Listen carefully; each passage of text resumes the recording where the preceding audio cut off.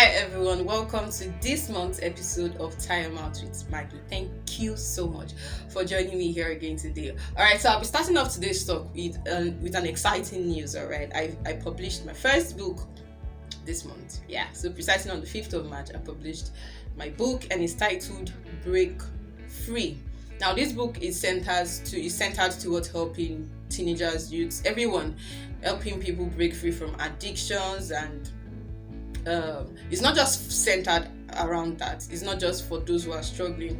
It also helps believers. It helps enlighten us generally on how to stand out, on how to ensure that we do not give the devil a foothold over our lives. That it also helps us to learn principles that would aid in our walk on this earth, despite the different laws and rules that are coming up, things that are so contrary with God's principles, with God's system about marriage, about sex, about everything, right? So it helps us to know what's right. It helps us to make certain decisions that would put us on guard against anything that is contrary to God's principles. So it's not just for those who are struggling, it also helps believers generally. So should I say grab your copy now? Yes, so I'm going to attach the link to my book just in the description below. Feel free to share to anyone who might need it. To goes for a very affordable price.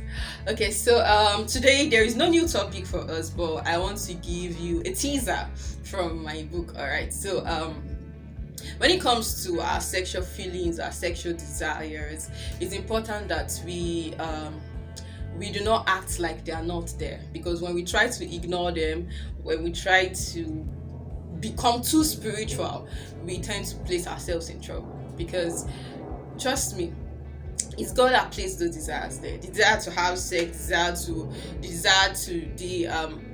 tendency to be attracted to someone of the opposite sex. It's God that placed them there. They didn't just appear overnight.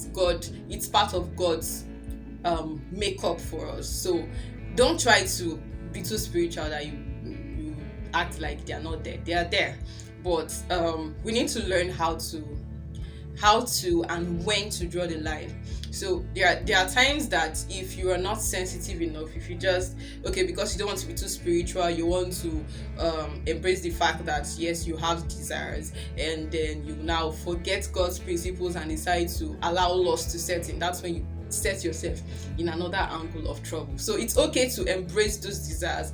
It's okay to embrace that makeup of yours, but know when to draw the line. When you give into your desires, when you give into those things, and you do not exact patience, you do not apply temperance, you do not apply restraint, you find yourself doing things that you never thought you would. So yes, the first part is embrace that part of you. It's God that made you with such desires. It's God that made you with such feelings. Number 2, know when to draw the line, right? You should know when loss is beginning to set in. You should know when you're already coming out of God's will for your life. Okay, so I also in my book I also mentioned certain truths and lies about lust. So if you want to know you can grab your copy of my book. All right, so feel free to drop your contributions on